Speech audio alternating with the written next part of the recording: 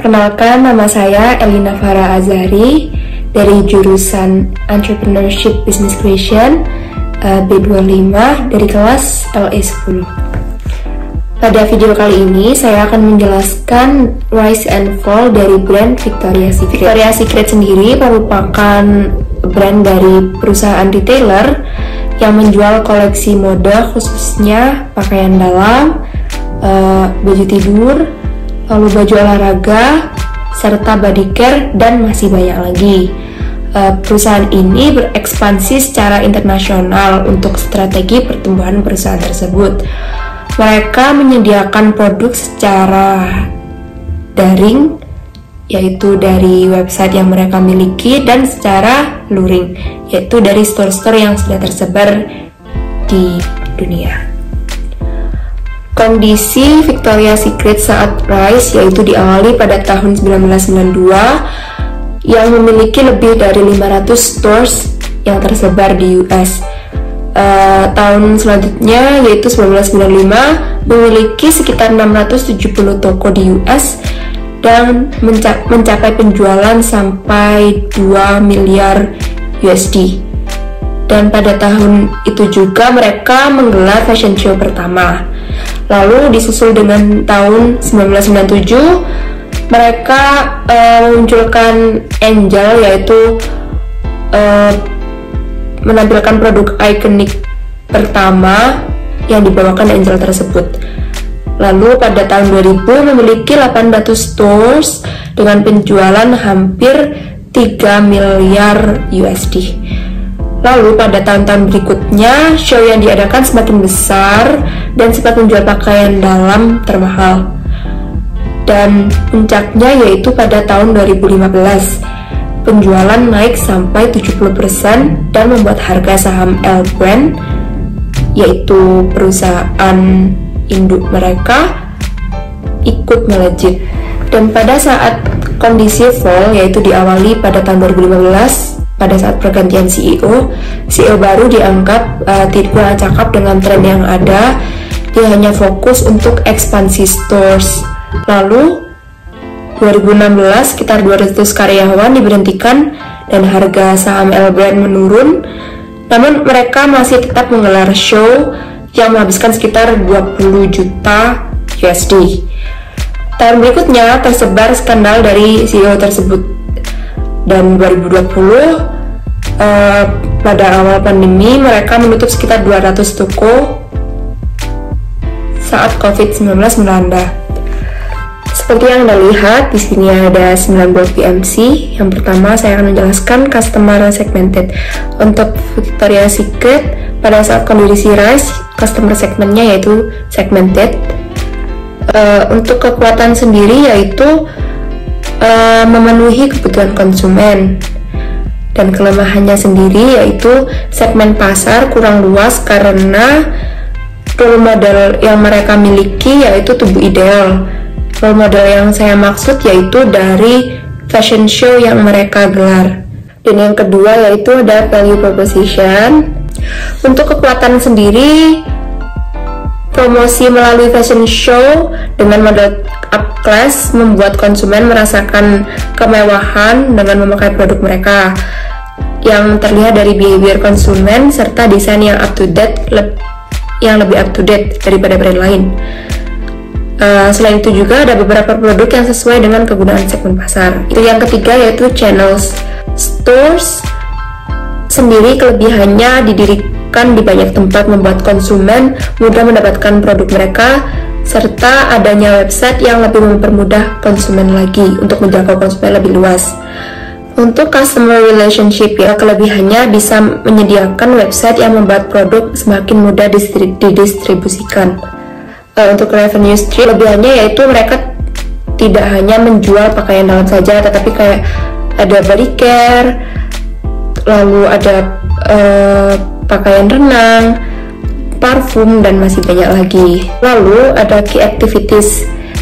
Kelebihannya yaitu marketing dengan fashion show yang diadakan merupakan kegiatan marketing yang baik dan sulit ditiru karena biaya yang dikeluarkan tidak sedikit. Lalu ada 9 blok BMC pada saat kondisi full. Untuk saat kondisi full ini tidak jauh beda, namun sedikit perbedaan ini berpengaruh besar terhadap Victoria's Secret. Yang pertama ada customer segment, yang sebelumnya saya menganggap bahwa segmented, sekarang niche market, karena CEO sendiri berfokus pada produk push up bra, dan hal itu menunjukkan mereka berfokus pada perempuan yang memiliki bentuk tubuh ideal. Lalu value proposition sendiri berkurang karena produk mereka sudah tidak update, sudah tidak mengikuti tren karena kurang kecakapan CEO. Untuk kekurangan selanjutnya yaitu pada poin key activities saat kondisi fall, pemasaran yang mereka lakukan sudah kurang diterima oleh masyarakat karena mereka menganggap kualitas dari produk Victoria's Secret menurun karena habis untuk pemasaran, yaitu menggelar fashion show sendiri. Jadi menurut saya pemasaran yang dilakukan dengan fashion show sendiri merupakan hal yang baik, karena ketika kita mendengar Angel langsung teringat oleh Victoria's Secret. Namun karena kurang kecakapan CEO untuk mengikuti tren, sehingga pemasaran tersebut sudah tidak ideal. Tidak ideal karena fashion show yang digelar terkesan membuat wanita sebagai objek, sehingga image dari brand itu sendiri menurun. Selain itu juga, Victoria's Secret hanya berfokus untuk ekspansi toko-toko offline. Padahal pada saat itu orang-orang lebih memilih banyak belanja online, dan mereka fokus untuk pendanaan fashion show, sehingga menyebabkan kualitas dari produk mereka menurun, dan pelanggan tidak lagi merasakan kemewahan saat mengenakan produk mereka. Saat itulah kesempatan brand lain untuk bersinar dengan campaign body positive atau self love dengan mengeluarkan produk-produk yang lebih up to date pada saat Victoria's Secret hanya memproduksi push up bra. Lalu untuk business model environment yang menurut saya paling berpengaruh yaitu key trends pada saat kondisi rise. Key trend yang berpengaruh sendiri yaitu remaja yang membutuhkan produk yang stylish, yaitu dari Pink sendiri, lalu underwear yang fungsional, lalu ada Angels yang pada saat itu lagi booming, serta bentuk tubuh ideal dari Angel sendiri. Lalu saat kondisi fall, key trends yang berpengaruh yaitu awareness terhadap body positif, yaitu bentuk badan yang bermacam-macam, dan perempuan sudah tidak tertarik dengan sexualized brand.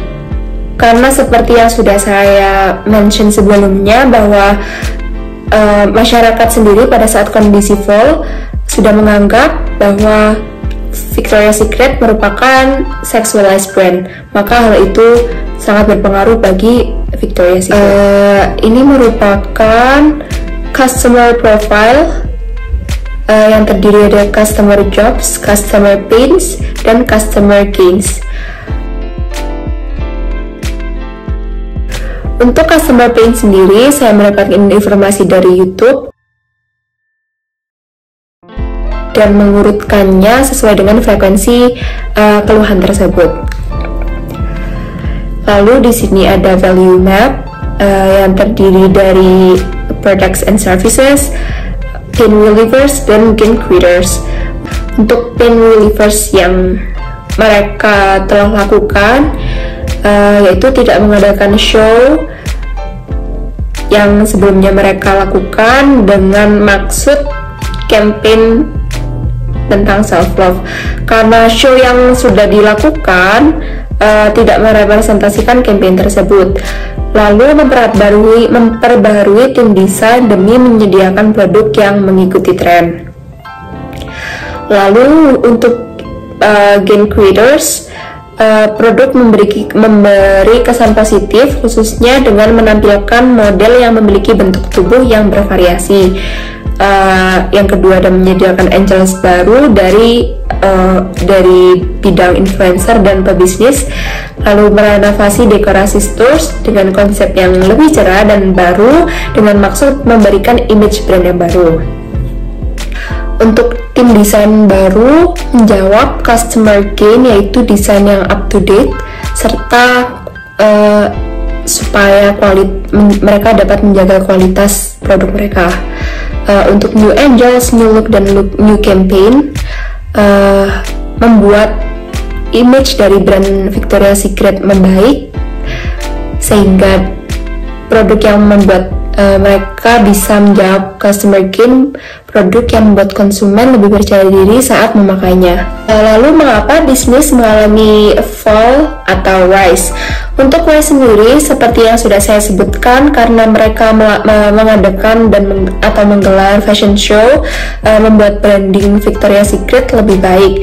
Dan untuk kenapa fall sendiri, karena kualitas produk yang menurun, sehingga dengan harga yang mereka berikan konsumen merasa tidak worthy, serta desain yang kurang up to date. Untuk saran yang bisa saya berikan yaitu mengadakan kembali fashion show, mungkin dengan berbagai model dari berbagai ukuran tubuh seperti I am a goddess, I am a queen, I love my body. Dengan fashion show yang diperagakan oleh berbagai kalangan membuat image brand Victoria's Secret akan lebih baik lagi. Lalu untuk saran kedua yaitu saya ingin mereka fokus pada website yang mereka miliki. Seperti yang kita tahu, brand fast fashion dari H&M yang memiliki aplikasi mereka sendiri, sehingga pelanggan mereka bisa terlayani dari berbagai penjuru daerah, berbagai negara. H&M sendiri sudah masuk di aplikasi Zalora, sehingga lebih mudah dijangkau oleh konsumen lebih luas lagi. Hal itu bisa ditiru oleh Victoria's Secret. Lesson learning yang bisa saya dapatkan melalui analisa rise and fall Victoria's Secret ini, setiap perusahaan wajib untuk menjaga kualitas serta mengikuti tren. Hal itu yang pasti dilakukan oleh semua perusahaan. Namun selain itu, menjaga nama baik perusahaan juga sangat penting menurut saya, karena seperti yang sudah dilakukan dan terjadi pada Victoria's Secret, yaitu telah terjadi skandal oleh CEO dan cukup sensitif dan related dengan produk yang mereka miliki. Selain itu, adanya diskriminasi dari WZ, yaitu diskriminasi oleh transgender. Karena kedua hal itu menurut saya membuat kepercayaan masyarakat akan menurun dan akan kehilangan pasar mereka. Sekian dari saya, terima kasih. Semoga sehat selalu. Sekian dari saya, mohon maaf apabila banyak kekurangan. Terima kasih.